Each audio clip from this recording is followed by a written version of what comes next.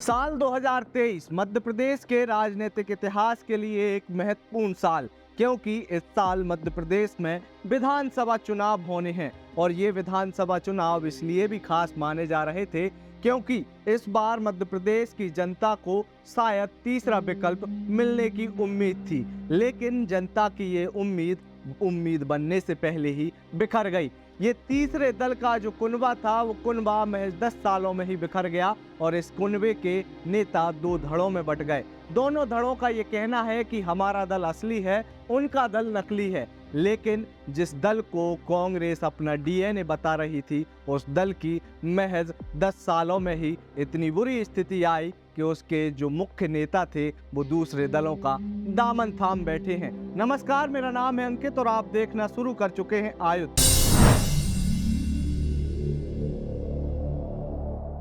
आज के वीडियो में हम बात करेंगे जयस यानी कि जय आदिवासी युवा शक्ति संगठन के बारे में, जिस संगठन का उदय तो आज से 10 साल पहले हुआ था, लेकिन महज 10 सालों में ही इस संगठन ने मध्य प्रदेश की राजनीति में अपनी बड़ी भूमिका निभाई। और उसके बाद जब इस संगठन से उम्मीद लगाई जा रही थी कि ये मध्य प्रदेश में तीसरे दल के रूप में नेतृत्व लाने की क्षमता रखता है, वही दल महज 10 सालों में ही बिखर गया। सबसे पहले आपको बताएंगे कि ये जयस है क्या, इतना महत्वपूर्ण हम इस जयस को क्यों बता रहे हैं। तो जयस, जिसका पूरा नाम है जय आदिवासी युवा शक्ति संगठन, ये संगठन मध्य प्रदेश में जनजाति समाज की आवाज उठाने के लिए बनाया गया था, जनजाति समाज के युवाओं को जोड़ने के लिए बनाया गया था। और महज 10 सालों में ही इस संगठन ने जनजाति समाज, जिसे आदिवासी समाज भी कहा जाता है, उसके बीच अपनी अच्छी खासी पैठ बना ली। 1000-2000 नहीं बल्कि लाखों की संख्या में पूरे जनजाति समाज के युवा इस संगठन से जुड़ने लगे और धीरे धीरे ये संगठन जनजाति समाज के मुद्दों को लेकर सामने आने लगा। इस संगठन का इतना प्रभाव पड़ा कि इसके मुख्य नेता हैं हीरालाल अलावा। वो संगठन की स्थापना के कुछ सालों बाद ही मध्य प्रदेश की विधानसभा में विधायक चुनकर आ गए। हालांकि वो कांग्रेस पार्टी से विधायक चुने गए। जब इस संगठन की स्थापना हुई थी उस वक्त इसके महत्वपूर्ण नेता थे हीरालाल अलावा और डॉक्टर आनंद राय। डॉक्टर आनंद राय और हीरालाल अलावा ये दोनों ही इस संगठन की महत्वपूर्ण धड़ी थे, जिनके मिलने से, जिनके एक होने से मध्य प्रदेश के नगरीय निकाय, जिनमें पंचायत और जनपद पंचायत में भी इस जयस संगठन के बड़ी संख्या में लोग चुनकर जनता के बीच में जनता के प्रतिनिधि बनकर आए थे।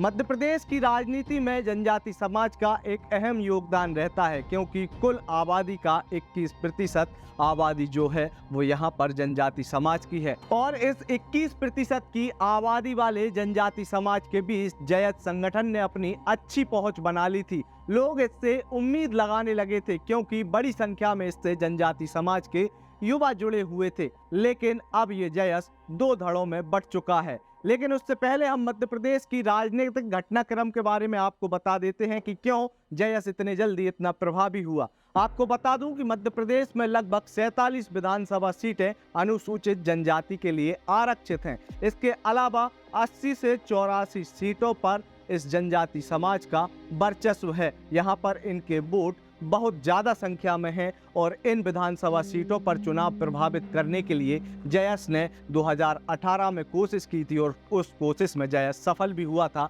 और मध्य प्रदेश में कांग्रेस की सरकार बन गई थी। लेकिन बीते कुछ महीनों में जयस को लेकर बड़े घटनाक्रम हुए हैं। जयस के दो फाड़ हुए, एक फाड़ हुआ डॉक्टर हीरालाल अलावा का, तो दूसरा फाड़ था डॉक्टर आनंद राय का। वर्ष 2023 की शुरुआत से ही इस संगठन के टूटने के कयास लगाए जाने शुरू हो गए थे, क्योंकि हीरालाल अलावा जो कि कांग्रेस से विधायक बने हैं, तो उनके हिसाब से उनके नेता कमलनाथ ये कहते थे कि जयस तो कांग्रेस का ही डीएनए है।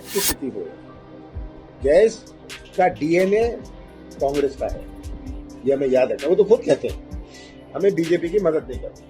लेकिन एक दूसरा धड़ा था डॉक्टर आनंद राय का, जो कि कमलनाथ के विरोधी रहे हैं और खुलकर अपने मंचों से कमलनाथ को कोसते हुए नजर आते थे। के बाद अप्रैल के महीने में एक और बड़ा घटनाक्रम हुआ। यहाँ पर डॉक्टर आनंद राय की गुट वाले जयस ने डॉक्टर हीरालाल अलावा को जयस पार्टी से ही हटा दिया, जिसकी खबरें मध्य प्रदेश के मीडिया में प्रमुखता से उठी। लेकिन हीरालाल अलावा का कहना था कि जिस जयस से मुझे हटाया गया है, असल में वो जयस है ही नहीं, जबकि डॉक्टर आनंद राय का दावा था कि यही असल जयस है। उसके बाद इस जयस संगठन में भी कुछ फेरबदल हुए।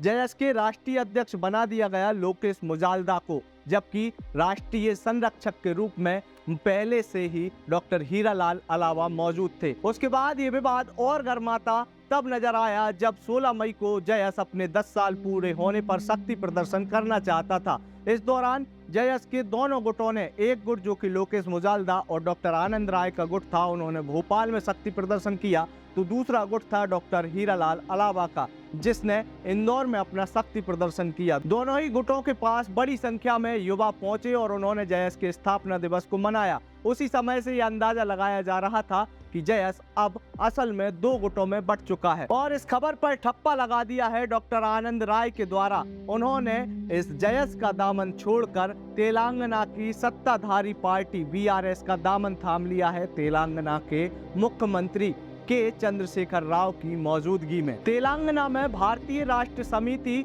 सत्ता में है और अब ये भारतीय राष्ट्र समिति मध्य प्रदेश में भी अपनी किस्मत आजमाना चाहती है। इसके लिए उन्होंने आनंद राय को अपनी पार्टी में शामिल किया। न केवल आनंद राय बल्कि बड़ी संख्या में जयस के नेता के चंद्रशेखर राव के पास पहुंचे। वहां पर उनके द्वारा जयस के कार्यकर्ताओं से पीले गमछे हटाकर गुलाबी गमछे उनके गले में डाल दिए। इस दौरान डॉक्टर आनंद राय ने यह दावा किया कि वे मध्य प्रदेश की 230 विधानसभा सीट पर अपने प्रत्याशी उतारेंगे। ये प्रत्याशी ओबीसी समाज और जनजाति समाज से ही आएंगे। इसके अलावा उन्होंने दावा किया है कि अगला मुख्यमंत्री मध्य प्रदेश का जनजाति समाज से ही बनेगा। अब ये सब तो भविष्य के गर्त में छिपा हुआ है। देखना ये होगा कि क्या मध्य प्रदेश में एक तीसरे दल का टूटना शुरू हुआ है या फिर एक तीसरे दल का उदय मध्य प्रदेश में शुरू होने जा रहा है। देखना ये होगा कि आगामी विधानसभा चुनाव में जनजाति समाज जयस के साथ जाता है या वीआरएस के साथ जाता है। ये सब आने वाले समय में स्पष्ट हो जाएगा। तब तक के लिए आप हमारे साथ जुड़े रहिए, देखते रहिए आयुध, और आप हमें कमेंट कर बताएं कि आपको ये खबर कैसी लगी। इसे अपने दोस्तों और रिश्तेदारों के साथ जरूर साझा करें। आप हमें YouTube पर सब्सक्राइब करना ना भूलें। इसके अलावा आप हमें Facebook, Twitter और Instagram पर भी फॉलो कर सकते हैं। आपका बहुत बहुत धन्यवाद।